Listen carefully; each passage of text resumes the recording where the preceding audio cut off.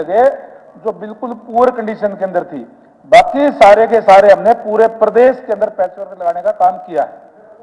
सदस्यगण, धन्यवाद। माननीय मंत्री जी ने अपनी बात को 2900 पूरा करोड़ कर रुपए दिया के काम, सदस्यगण, माननीय उपाध्यक्ष जी, विधायक जी, माननीय मंत्री जी ने अपनी बात को माननीय उपाध्यक्ष जी, 2900 करोड़ रुपए के काम के टेंडर हमने अब लगा दिए हैं और वो सारी कारपेट हो जाएगी। फिर भी अगर कोई रह गया विधायक जी, डांगी साहब, अगर फिर भी कोई रह गया तो आप मंत्री जी से मिल लीजिएगा। धन्यवाद विधायक उपाध्यक्ष कृष्णा जी, गहलोत जी, आपने मुझे बोलने का मौका दिया। मैं आपके माध्यम से मुख्यमंत्री जी से निवेदन करना चाहती हूं कि मेरे हलके में पहले से कुछ एसएसवीपी द्वारा किसानों की जमीन अधिग्रहण की गई थी। अभी तक ना तो उन्हें रिलीज करने का या उस पर कोई प्लान बनाने का या अधिग्रहण सेक्टरों में लोगों को अल्टरनेटिव प्लॉट के देने का या उसे विकसित करने का अभी तक कोई कार्य शुरू नहीं हुआ है। अभी तक कुछ पता ही नहीं है कि वहां क्या होने जा रहा है।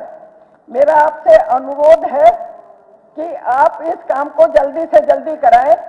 पिछले दिनों मेरे अनुरोध पर एक एचएसबीपी द्वारा कमेटी तो बनाई गई, लेकिन समस्या जैसे की तैसे है। मैं आपसे अनुरोध करती हूं कि मेरे हल्के के जिन गांव में एचएसबी द्वारा भूमि अधिग्रहण का कार्य किया गया था, उसे पुनः विचार करते हुए किसानों को या तो जमीन दी जाए यहाँ पे या वहां पर कोई प्लानिंग की जाए, और उनका मुआवजा भी अभी तक नहीं मिला है तो उनका मुआवजा देने की भी तुरंत कार्रवाई कराई जाए। ये समस्या आज से नहीं है, ये बहुत पुरानी समस्या है, क्योंकि यहाँ पे हमारे यूनिवर्सिटीज के लिए एजुकेशन सिटी बनी, तभी से ये समस्या चल रही है। और ना तो एजुकेशन सिटी में पहले प्लानिंग बनी थी और उसके कारण किसानों की ना तो अधिग्रहण तो कर ली पर पेमेंट भी नहीं दी गई थी। पर उसके बाद एक कमेटी तो बनाई हमारी सरकार ने, पर कमेटी से निवेदन ये किया जाए कि उसके ऊपर तुरंत कार्रवाई की जाए।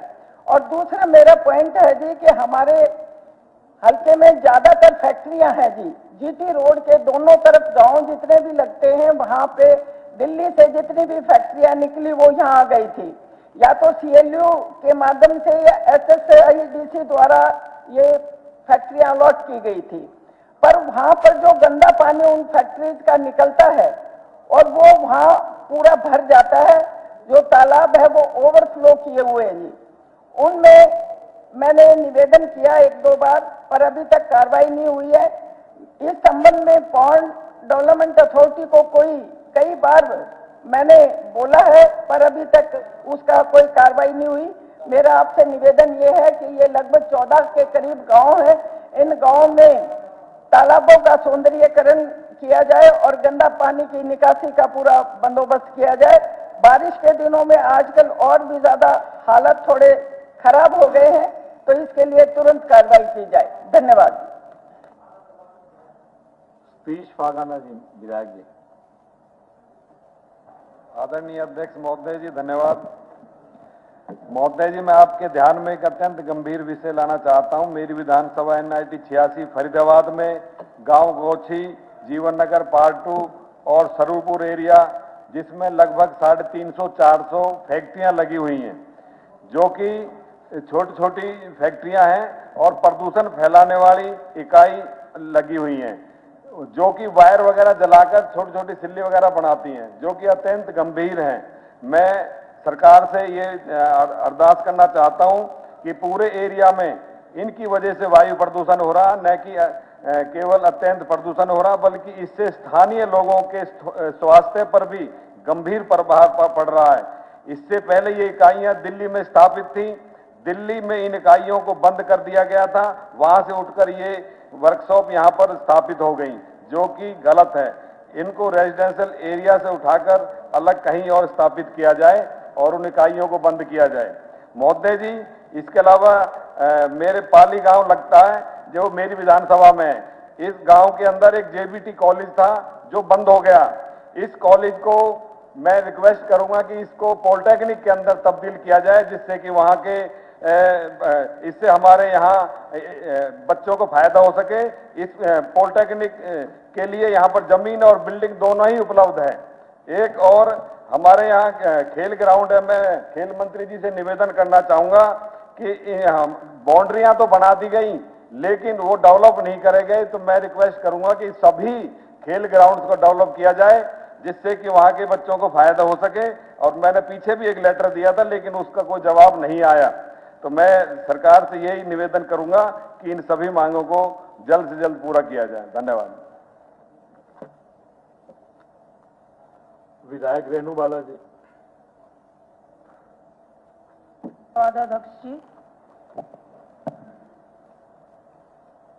अध्यक्ष जी, सबसे पहले तो मैं सरकार का धन्यवाद करना चाहूंगी कि जो मेरी काफ़ी पुरानी मांग थी, जो हर सेशन में मैं मुद्दा उठाती थी थाना छप्पर फ्लाईओवर बनाने के लिए, सरकार ने वो मांग पूरी करके वो फ्लाईओवर तैयार किया और लोगों को सुविधाएं देने का भी काम किया। उसके लिए बहुत बहुत धन्यवाद। और साथ में मांग करती हूं कि थाना छप्पर से थोड़ी दूर बम्बोली गांव पड़ता है, उसके ऊपर भी एक फ्लाईओवर की ज़रूरत है। और साथ में हमारे गांव जैतपुर, मद्दीपुर और नगली और जो घाट क्षेत्र के गांव हैं जितने भी, उनमें एक बरसाती नदी जो जाती है, और मैं मांग भी करती हूं कि घाट क्षेत्र में जो पुलों की डिमांड की बात रखती हूं, वहां पे आप पुल लगाने का आप काम करें ताकि जनता को, वहां के लोगों को सुविधाएं मिल सके। और अध्यक्ष जी, दूसरा मैं कहना चाहूंगी कि बरसात का जो मौसम अभी जल भराव का चला हुआ है, जिसमें हमारे क्षेत्र के गांव पाबनी, महेश्वरी, नगला जगीर, पंजोरी, पंजोरा, तलाकोर, कोतरखाना, राजपुर, बम्बोली, बम्बोल, रूलाखेड़ी, कैल, यहाँ की हजारों एकड़ भूमि जो है वो फसल खराब हो चुकी है। इसमें पानी को निकासी के लिए एक ऐसा ठोस कदम उठाए जो इसकी निकासी कर सके और किसानों की फसल खराब होने की वजह से उनको मुआवजा दिया जाए। दूसरा अध्यक्ष जी, जो गरीब लोगों को 100-100 गज के प्लाट दिए गए, वहां पे ना तो बिजली की सुविधा है ना पानी की सुविधा है, वहां पे ये सुविधाएं उपलब्ध कराई जाए।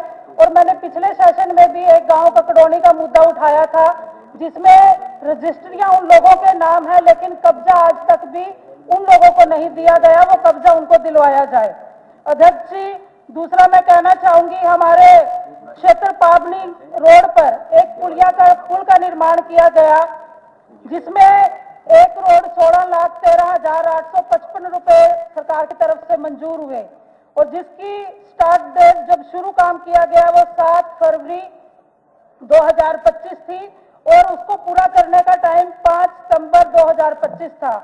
लेकिन आज तक भी वो काम ऐसे ही अनकंप्लीट पड़ा है और जिसकी नींव ऐसे दलदल और पानी से शुरुआत की गई हो। अध्यक्ष जी, मैं ये प्रूफ भी लेके आई हूँ जिसमें दलदल में वो काम कंक्रीट शुरू डाली गई और कोई भी काम इतना पैसा मंजूर होने के बावजूद भी अधिकारियों की मिलीभगत लगाएं, आप ठेकेदार की मिलीभगत लगाएं, उसमें वो काम अच्छा नहीं हो रहा। लोगों को जो असल आने जाने में बहुत परेशानी का सामना करना पड़ रहा है। और मैं कहना चाहूंगी, जो बिलासपुर में हमारे 60 एकड़ से भी अधिक क्षेत्र में अवैध कॉलोनियां काटी जा रही हैं जिसमें लोगों की कंप्लेंट भी आई हुई है, तो मैं आपसे यही अनुरोध करूंगी कि इन अवैध कॉलोनियों की रजिस्ट्रियां सरेआम खुले तौर पर की जा रही है, इस ओर भी आप ध्यान दिया जाए। और अध्यक्ष जी, मैं आपको कहना चाहूंगी कि सरकार के पास विचाराधीन स्पेशल कंपोनेंट सब प्लान विधेयक को विधानसभा में पारित कराकर उसे लागू कराने का आप काम करें। और एक मैं आप लोगों से अनुरोध करना चाहूंगी, राजवीर जी, सर थोड़ा हो गया आपको ज्यादा टाइम 3.5 मिनट दे दिए बहन जी। हमारे पुलिस कर्मचारी हमारे साथी हैं जिनको पहले से ही वेतन मिल रहा था, उनके एसीपी काटने का आदेश जो वो दिया गया है, कृपया आप ऐसा ना करें, उनको ऐसे ही वेतन दें और पंजाब की तर्ज पे उनको वेतन बढ़ाने का दिया जाने का भी आप काम करें। राजवीर जी। धन्यवाद अध्यक्ष महोदय।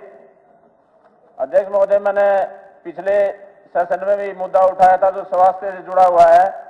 जो हमारा क्षेत्र लगता है राजस्थान से लगता हुआ लुहारू, सिवानी और बैल, तीनों जगह जो हमारी सिविल हॉस्पिटल है उनमें जितने भी डॉक्टर की कमी थी, आज उनमें पीछे जब मैंने उठाया था तो 2-3 डॉक्टर जरूर लुहारू में लगाए, लेकिन आज तक उन तीनों जगह कोई भी डॉक्टर वहां पर जो सीनियर डॉक्टर हैं वो वहां पर सुविधा नहीं है। और पिछली जो हमारी सरकार थी आदरणीय मनोहर लाल जी जब मुख्यमंत्री थे तो वहां पर सिविल हॉस्पिटल जो हमारे लुहारू में 1952 में बना था, उन्होंने सिविल हॉस्पिटल 100 बेड का बनाने की जो घोषणा की थी, और पीछे जब मैं विधानसभा में ये मुद्दा उठाया तो आदरणीय मुख्यमंत्री जी ने भी आश्वासन दिया था कि इस हॉस्पिटल को जल्दी से हम बढ़ाएंगे, लेकिन उसका आज तक कोई एस्टीमेट भी नहीं बनाया अभी तक। और मैं सरकार से निवेदन करना चाहूंगा आपके माध्यम से कि जल्दी से जल्दी जो हमारे सिविल हॉस्पिटल लुहारू की बिल्डिंग को बनवाया जाए, और जो भी वहां पर जितने भी हमारे डॉक्टर की कमी है उनको पूरा किया जाए। अध्यक्ष महोदय, हमारे इस क्षेत्र में हमारे बैल शिवानी और लोहारू में ज्यादा ढाणियों में लोग रहते हैं, और जहां पर 3 और 4 कर्म के जो रास्ते हैं, जहां ढाणियों में जो लोग रहते हैं वहां पर पीने के पानी की समस्या, और दूसरा वहां तक जाने की समस्या। बारिश के समय वहां आने जाने में बहुत दिक्कत रहती है। तो आपके माध्यम से मैं मंत्री जी को ध्यान दिलाना चाहूंगा कि उनकी वो रोड भी बनाई जाए और उनके बिजली के कनेक्शन भी करवाए जाएं। दूसरा, हमारा कृषि मंत्री जी बैठे हुए हैं, आपके माध्यम से ध्यान दिलाना चाहूंगा कि 2023 पे खरीफ फसल का जो मुआवजा था, मंत्री जी आपको मैंने पहले भी आपसे मिला भी था और बताया भी था। किसान लगातार 4 महीने से धरने पर बैठे हैं, लेकिन 2023 का जो मुआवजा था वो आज तक किसानों को नहीं मिला है। तो आपके माध्यम से निवेदन है मंत्री जी से और सरकार से कि जल्दी से जल्दी इस मुआवजे को दिलवाने का काम करें। और हमारे जो बैल कस्बा लगता है, जो हमारा दिघावा लगता है और शिवानी, इन तीनों में बाईपास की जरूरत है। तो हमारे मंत्री जी बैठे हुए हैं, इनके माध्यम से वो दिघावा का तो आपने एस्टीमेट का भी पीछे घोषणा भी की थी, लेकिन आज तक उसकी जमीन भी एक्वायर नहीं हुई है और उसका डीपीआर भी आज तक नहीं बनी है। तो मंत्री जी से मैं निवेदन करना चाहूंगा कि उसकी जल्दी से डीपीआर बनवा करके वो जो हमेशा जाम की वहां समस्या जो रहती है उसको निजात दिलाने का काम करें। उपाध्यक्ष महोदय, एक मिनट बोलिए। उपाध्यक्ष महोदय, जैसे कि मेरे साथी राजवीर सिंह ने खेत खलिहान का जिक्र किया, मेरे पंचायत डिपार्टमेंट ने हमने फैसला लिया है जो 3 क्रम और 4 क्रम के रास्ते हैं हम उनको पक्का करेंगे। और माननीय नायब श्रेणी की सरकार ने प्रत्येक विधायक को हर 5 साल के उसमें 25 किलोमीटर का हमने इनको प्रोविजन भी दिया है। आप 25 किलोमीटर के आप केस बना के मेरे पास भेज दें। बिल्कुल मेरे पास मैं हाउस में 90 के 90 विधायक को ये विश्वास दिलाता हूँ, एश्योरेंस देता हूँ कि किसी विधायक की मेरे पास कोई फाइल है, कोई पेंडिंग नहीं है। आप 25 किलोमीटर बढ़ाकर भेजें, तुरंत क्लियर कर दी जाएगी। नहीं, आप भेजिए, पिछली की देंगे आपकी पूरी करें 25 किलोमीटर 25 आ जाएंगे पूरे आपकी। 3 क्रम और 4 क्रम के सिजरा में हो, बिना सिजरे के नहीं बढ़ेगी।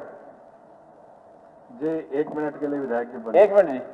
मंत्री जी, मैं आपसे निवेदन करना चाहता हूं कि हमारा जो एरिया है उसमें 25 किलोमीटर जो आपने हमारे को विधायकों को जो दे रखा है उसे अलग भी आप कोई बनाने का काम करेंगे या सिर्फ 25 किलोमीटर हमारे को मिलेगा?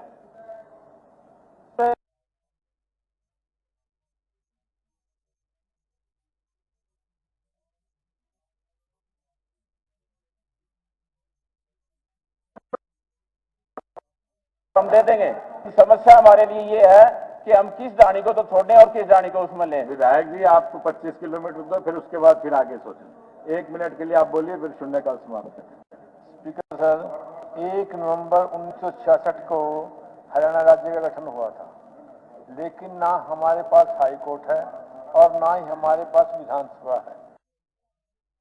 जो है क्षेत्र और भाखड़ा प्रबंधन जैसे लंबित मुद्दों को लेकर लड़ते आ रहे हैं और उसका भी आगे उसको कंटिन्यू भी रखेंगे, जिसका कि हमें आशा है कि न्यायपूर्ण समाधान कोई हो जाएगा। स्पीकर साहब, चंडीगढ़ को इस ख्याल से बनाया गया था कि ये बहुत 100 साल इसमें कोई दिक्कत आने वाली नहीं, लेकिन अब ट्रैफिक देखो ये छोटा पड़ गया और पानी देखो थोड़ी बरसात में ही भर जाता है। हरियाणा के किसानों ने मजदूरों ने मेहनत करके हरियाणा को बनाया। मेरी प्रार्थना है कि राजधानी के लिए भी हमें जो है करनी चाहिए और वह किनारे जो है कुरुक्षेत्र में जो भारत का सबसे बड़ा धार्मिक स्थल है वहां बनाया जाए और इतना सैलानी आएगा। मैं एक छोटे से मेले में गया जो पुष्कर के में कुछ भी नहीं था, वहां इतना सैलानी आया। हमारे यहाँ नया जो है कल्पनाओं का एक शहर बनेगा झीलों का, जिसमें सफारी होगा, जिसमें डिज्नी वर्ल्ड होगा, जिसमें कि फिल्मी सिटी होगा, विश्वविद्यालय होंगे, खेलों के होंगे और बड़ी बड़ी सेल्स लगेंगी, मेले होंगे। जब चारों तरफ से जो सैलानी जो है आएगा और हम सबको मिलकर उसके लिए कोशिश करनी चाहिए और केंद्र से जो मांग करनी चाहिए।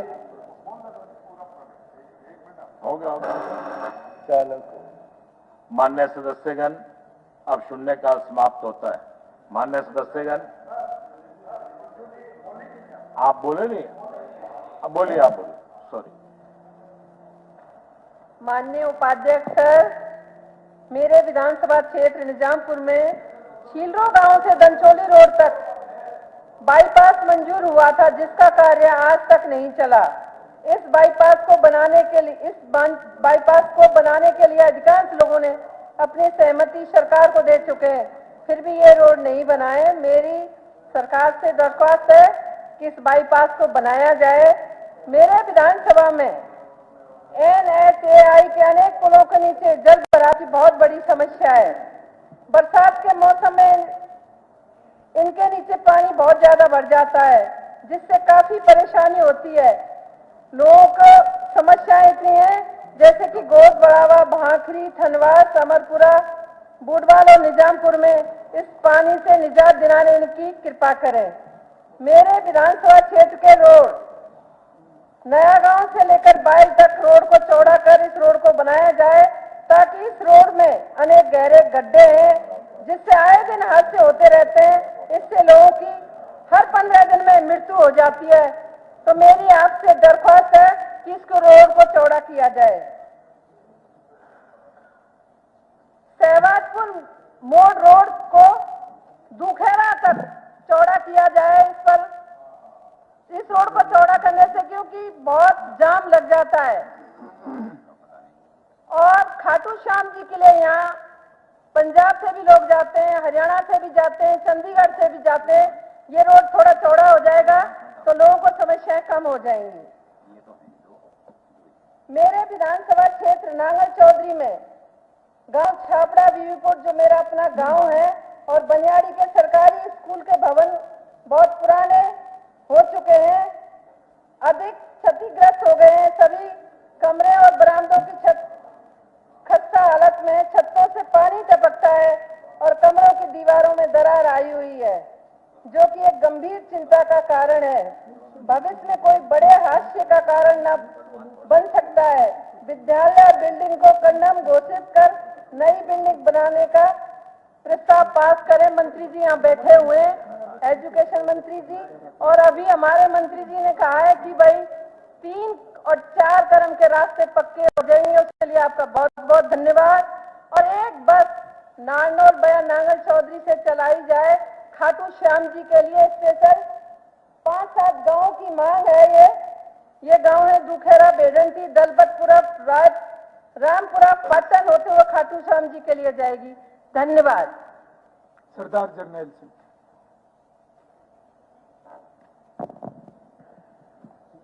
धन्यवाद स्पीकर साहब, आपने मुझे बोलने का मौका दिया। मेरे हलके की कुछ मांगे हैं जो मैं आपके माध्यम से सरकार तक पहुंचाना चाहता हूं। और सबसे बड़ी जो समस्या इस वक्त हमारे इलाके के अंदर बनी हुई है वो है कैंसर की बीमारी। गग्गर का इलाका सारा साथ होने के साथ नाते, क्योंकि गग्गर जो है हमारे पूरे इलाके के बीच में से होकर के गुजर रही है और हर गांव जो है इसकी कैंसर की चपेट में आ गया है और लगभग 50 व्यक्ति जो है हर गांव के अंदर जो है कैंसर के मरीज हो चुके हैं। इसलिए सरकार इसकी तरफ ध्यान दे और इस इलाके में कोई फतेहाबाद जिले के अंदर कैंसर हॉस्पिटल जो है बनाया जाए ताकि लोगों को दूर जाना ना जा पड़े और वहीं पे इनका इलाज हो सके। और दूसरी समस्या है ट्रैफिक की। जो ट्रैफिक जो है रतिया में बहुत ज्यादा जाम रहता है और फतेहाबाद रोड से लेकर के टोहाना रोड तक और फतेहाबाद से रोड से लेकर के बुढलाडा बाईपास जो है, ये 2 बाईपास बनाने का काम जो है सरकार को करना चाहिए। और गग्गर नदी का पुल, तीसरी गग्गर नदी का पुल जो कि 60-70 साल से पुराना बना हुआ है और गग्गर नदी पे भी जो रतिया शहर के अंदर आता है, इसलिए गग्गर नदी के ऊपर भी पुल जो है बनाना चाहिए। और रतिया से टोहाना रोड जो है सरकार ने अपना जो है पास की है, उसका टेंडर भी हो चुका है और इन दिनों 2-2 फुट पानी जिड़ा है इस रोड के ऊपर खड़ा हुआ है और बहुत बुरा हाल है। और इसका कार्य जल्दी से जल्दी जो है, इस सड़क का कार्य जो है सरकार से जल्दी चलाना चाहिए। और जाखड़ दादी गांव के अंदर लगभग 150 लोग, गरीब जनता जो है, लोग जो है इस पंचायती जमीन पे बैठे हुए हैं और सरकार ने इनके नोटिस निकाल रखे हैं उठाने के। ये सारे गरीब परिवार हैं। मुख्यमंत्री जी से भी मिले थे ये लोग जी, आपने भी आश्वासन दिलवाया था और इसलिए अपना जो है इन गरीब आदमियों को ना उठाया जाए, क्योंकि जो 100-100 गज के प्लाट की स्कीम है, सरकार उनको वहीं पे जो है जमीन के 100-100 गज के प्लाट दे करके उन गरीब आदमियों को पक्का वहीं पे कर दिया जाए ताकि किसी गरीब आदमी का मकान ना टूटे। इस तरह की जो है जो समस्या है, ये मैं मुख्यमंत्री जी से मांग करता हूँ। माननीय सदस्यगण, मुझे लगता है सभी सदस्य बोल चुके हैं। वो आप पहले बोल चुके हैं बलवान जी, ठीक है, कोई बात नहीं, 2 मिनट में आप जी मंत्री जी। मेरे साथी विधायक ने जो पूरे प्रदेश में जो किसी भी समाज का, चाहे गरीब है, चाहे कोई व्यक्ति है, यदि किसी ने गलती से 20 वर्ष पूर्व ग्राम पंचायत की जमीन में मकान बना लिया, वो एग्रीकल्चर लैंड में ना हो, तालाब में ना आता हो, फिरनी में ना आता हो, तो माननीय मुख्यमंत्री नायब सैनी ने उस गरीब आदमियों को बसाने के लिए 500 गज तक कलेक्टर रेट पर उनको रेगुलाइज करने के लिए हमने घोषणा की है। इसलिए यदि वो एग्रीकल्चर लैंड में, तालाब में और फिरनी में नहीं है, तो माननीय नायब सैनिक सरकार और विभाग उनको मालकाना हक दे देगा। यही वाला 2004 के कलेक्टरेट इकट्ठे हो जाएंगे, अब सारे हो जाएंगे। बलवान जी। धन्यवाद स्पीकर सर। स्पीकर सर, मेरे फतेहाबाद विधानसभा में एक मानना वाली माइनर है। मैंने तो जिंदगी में ऐसा काम देखा नहीं, जो आपने देखा है पता नहीं। स्टार्टिंग पॉइंट बढ़ा दिया, लास्ट टाइम बढ़ा दिया, बीच में कच्ची छोड़ दीजिए। मानना वाली माइनर 0 बुर्जी से 16,350 बुर्जी तक तो आरसीसी है जी। 16,350 से 36,500 बुर्जी तक कच्ची, फिर 36,500 से टहल तक आरसीसी है जी। अब पता नहीं किस अधिकारी ने किस वे में बनाई है, तो इसकी जांच करके सर सरकार योग पे बड़ा ध्यान दे रही है, योग डे भी मना रही है, लेकिन जब योग इंस्ट्रक्टरों को देने की बात आती है तो खाली जेब दिखाने का काम करती है। उनको मानदेय सिर्फ 8,000 रुपये मिलता है। इस महंगाई के दौर में 8,000 में उसका जीवन यापन करना बड़ा मुश्किल है। उत्तर प्रदेश सरकार की तरफ पर पूर्णकालिक 32,000 रुपये की प्रतिभा देना काम करे ताकि वो अपना जीवन यापन ठीक तरह से कर सके। इसी तरह से स्पीकर सर, पिछले दिनों माननीय मुख्यमंत्री ने घोषणा की थी एसकेआरएन में किसी को हटाया नहीं जाएगा, लेकिन लगभग 450 कर्मचारियों को पशुपालन विभाग ने पिछले काफी समय जो लगे हुए थे, दिनांक 31/3/2025 को सभी कर्मचारियों का अनुबंध समाप्त कर दिया, जो 4 महीने बीत जाने के बाद भी अभी तक रिन्यूअल नहीं हुआ, जिसके कारण सभी कर्मचारियों के साथ रोजी रोटी का संकट पैदा हो चुका है। और माननीय मुख्यमंत्री जी ने घोषणा की थी कि इनको हटाया नहीं जाएगा बल्कि पक्का किया जाएगा, लेकिन ये सिर्फ जुमला साबित हुआ है। इसलिए पशुपालन विभाग के जो भी 450 कर्मचारी हैं, इनको रिन्यूअल कराया जाए, दोबारा इनको नौकरी पर रखा जाए ताकि डिपार्टमेंट का काम अच्छे तरीके से चल सके। इसी तरह से स्पीकर सर, हमारे एक अपेक्स है यार्की के अंदर, आज से 3-4 साल पहले सेल्समैन ने और सेक्रेटरी ने मिलकर किसानों के खाते से 70-80 लाख की खाद चोरी कर ली उन्होंने। उसके बाद में उनके किसानों की सिविल खराब होगी। पिछले दिनों ग्रीवेंस कमेटी मामला आया था। ग्रीवेंस कमेटी चेयरमैन ने और कोऑपरेटिव के अधिकारियों ने कहा था कि 31 तारीख तक आपका खाता नील कर दिया जाएगा, दोषी अधिकारियों के खिलाफ कार्रवाई की जाएगी। दोषी अधिकारियों के खिलाफ तो कार्रवाई आप दबाए कर लेना, उनकी सिविल ठीक करो जी, उनको कहीं से भी फंड नहीं मिलता। इसी तरह से WSSO जो जन स्वास्थ्य विभाग के अंदर जो 13 सालों से 118 ब्लॉक रिसोर्स कोऑर्डिनेटर जो लगे हुए थे जी, उनको सरकार ने हटाने के लिए लेटर जारी कर दिया। अभी 6 अगस्त 2025 को उनको दोबारा अपनी नौकरी पर रखा जाए। और इसी तरह से हमारे फतेहाबाद का धन्यवाद अध्यक्ष महोदय। आज मैं कुछ हमारे महत्वपूर्ण विषय हल्के से और हिसार डिस्ट्रिक्ट से, एक तो हमारे हिसार जिला का जो सिविल अस्पताल है सर, वो बड़ी जर्जर हालात में है और फतेहाबाद सिरसा सबका सेंटर भी पड़ता है। वहां पर PGI बनवाया जाए सर। हिसार के अंदर बड़ी तकड़ी हमारी डिमांड है सर। पाबड़ा के अंदर एक हमारा PHC है सर, मेरे हल्के उकलाना में, और PHC का सर ग्रामीणों ने अभी पीछे ताला जड़ दिया था। बिल्डिंग भी जर्जर है और ना डॉक्टर वहां सर, ना बनबोरी की PHC में कोई डॉक्टर है, ना ही उकलाना के अंदर सर 8 पोस्ट है, केवल 2 डॉक्टर, वो भी डेपुटेशन पे रहते सर। तो सिविल अस्पतालों की हालात खराब है सर। उकलाना मंडी का उकलाना गांव जो नगर पालिका में आ गया था 2012 में, वहां पे आज तक बिजली, पानी, सीवर की लाइन कोई भी सुविधा नहीं है सर। उकलाना मंडी को हमारा उपमंडल का दर्जा दिया जाए सर। उकलाना की कुछ सड़कें हैं सर, उकलाना के दोनों तरफ बाईपास बनवाया जाए सर। मदनपुरा की मार्केटिंग बोर्ड की सड़क को सीधा करके उसको चौड़ा किया जाए सर। बरवाड़ा का NH 52 बनबोरी सरेडा, जहां पे बनबोरी माता का धार्मिक मंदिर भी है सर, वहां पर NH 48 के ऊपर कोई सर्विस लाइन नहीं है सर, तो वहां सर्विस लाइन बनाई जाए सर। और हमारी जो है आसी से बरवाड़ा और टोहाना से सूर्यवाड़ा चौक NH 148B जो बार बार सेम के कारण टूट जाती सर, उसको जो है RCC की बनवाई जाए सर। एक चीज और रहेगी सर, एक तो क्लैरिकल के हमारे कर्मचारी मिले थे सर, वो 34,500 की वेतनमान की डिमांड है। एक CPLO हमारे मिले थे जिनको 6,000 रुपए मासिक वेतन मिलता, उनको 25,400। निखिल मदान। धन्यवाद सर। धन्यवाद अध्यक्ष जी, आपने मुझे 0 आवर्स में बोलने का समय दिया। मैं एक बहुत ही जरूरी विषय प्रदेश से जुड़ा संज्ञान में लाना चाहता हूं। 2004 में सर स्पीकर साहब, 2004 में जब INLD की गवर्नमेंट थी, उस समय रिक्रूटमेंट करी गई थी HSISF के अंदर।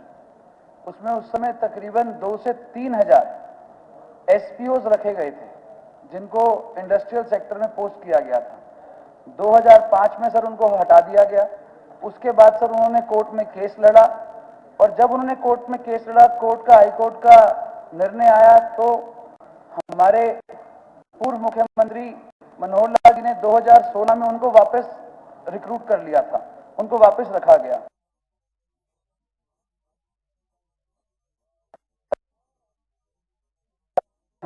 इसके अंदर आज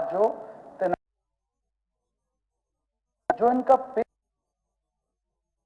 30,000 है, और ना तो DA की सुविधा, ना मेडिकल अलाउंस, ना इनकी वर्दी का अलाउंस, कोई भी सुविधा इनको नहीं दी जाती।